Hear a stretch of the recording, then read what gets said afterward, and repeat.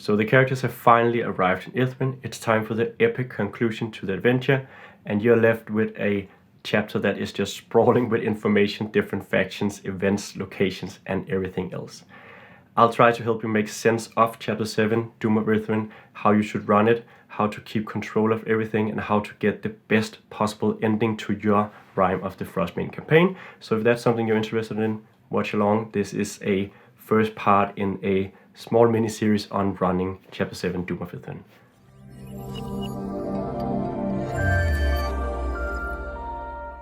Alright, so as you may know, my name is Iriolarthas with Eventyr Games, the adamantine best-selling publisher of DM's resources for 5th edition Dungeons & Dragons, including Rime of the Frostmaiden, and there'll be a link to our complete DM's bundle somewhere in the links down below. Chapter 7, Doom of Ythryn, is a big chapter that has a lot going on, so I will be dividing this guide to Chapter 7, Doom of Ythryn into several smaller parts.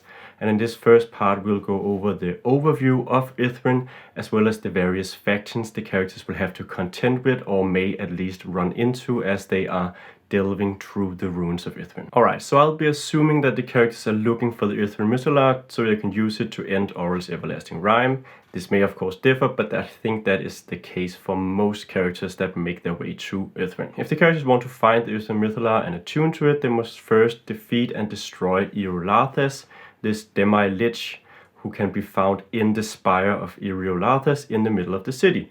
The Ythryn Mythallar is also beneath the spire, so it isn't accessible until the characters have performed the rite of the arcane octave, which removes this force field that surrounds the spire of Iriolarthas. In order to do that, they must visit the various wizards' towers across the city and some other locations to learn all 8 steps to the rite of the arcane octave. But that isn't all there's to it, because there is of course also Avarice from the Arcane Brotherhood, who shows up 12 hours after the characters have arrived in the city to try and get her part of the magical treasures within, as well as maybe, if the characters refuse her, try to defeat them in open combat. In addition, Auril herself also arrives if the characters haven't already dealt with her. Auril is supposed to arrive around 24 hours or 1 day after the characters, and she is of course looking to stop them from using the Ythryn Mythallar to restore Icewind Dale and remove her everlasting rime. I want to start out by quickly talking about these 3 factions. We have Iriolarthas, we have Avarice and her minions, and we have of course Auril and her minions. Iriolarthas is this demi-lich who was once a powerful lich, the ruler of Ythryn. When the Netherese cities plummeted from the sky, Iriolarthas managed to save himself,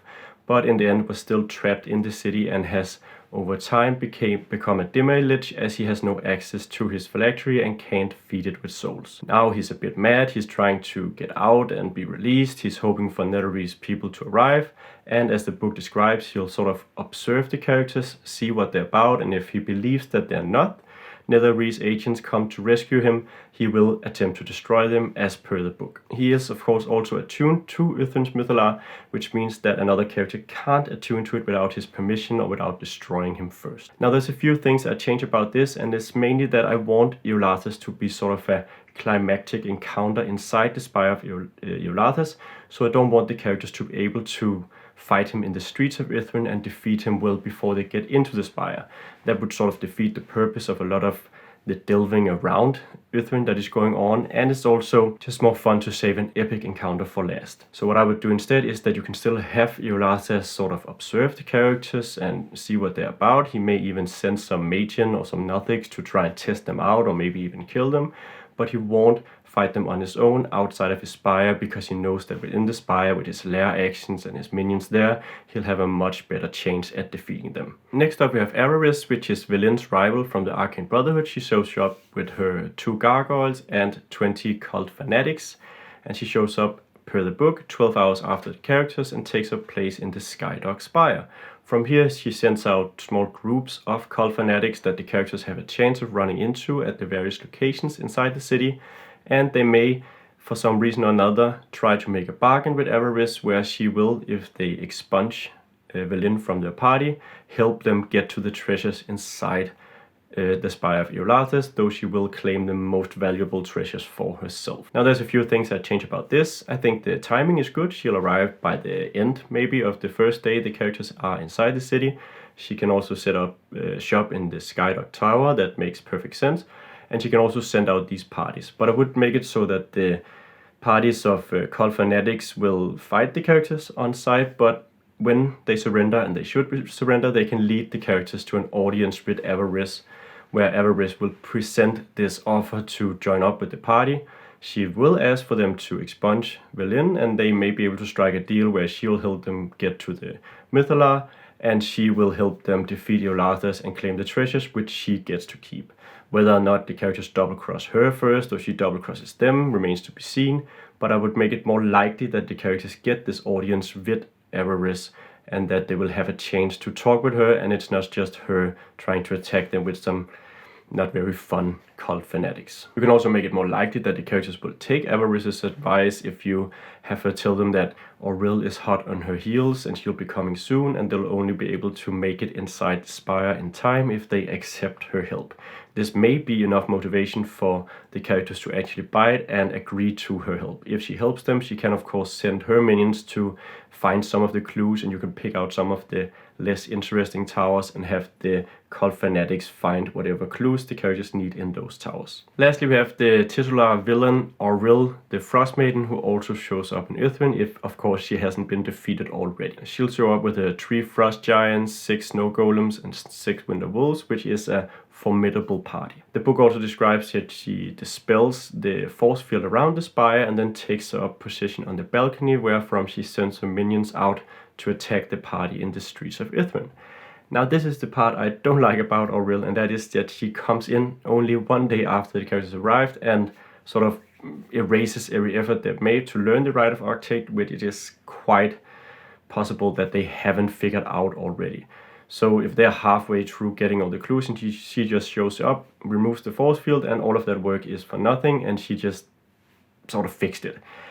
I don't like that. I think it's a shame for the characters not to get to complete the ritual on their own and get into the tower on their own. And I also don't like that she'll then be inside the spire of Iriolarthas, which of course is also where Iriolarthas is. So the characters may have to first fight him and then immediately after fight her, which is of course not only extremely difficult but also extremely messy and extremely long. It's difficult for you, the DM, to handle. So I don't think that you should have Auril show up and dispel the force field and take up place in the tower. Instead, I think it's preferable if she takes up position in a location the characters have already cleared. So that could be one of the towers of the 8 arcane schools. And then from there, she can send out her minions to sort of meet the characters in the street. That's perfectly fine. And the characters will know that she's arrived by the plummeting temperature and her minions being around.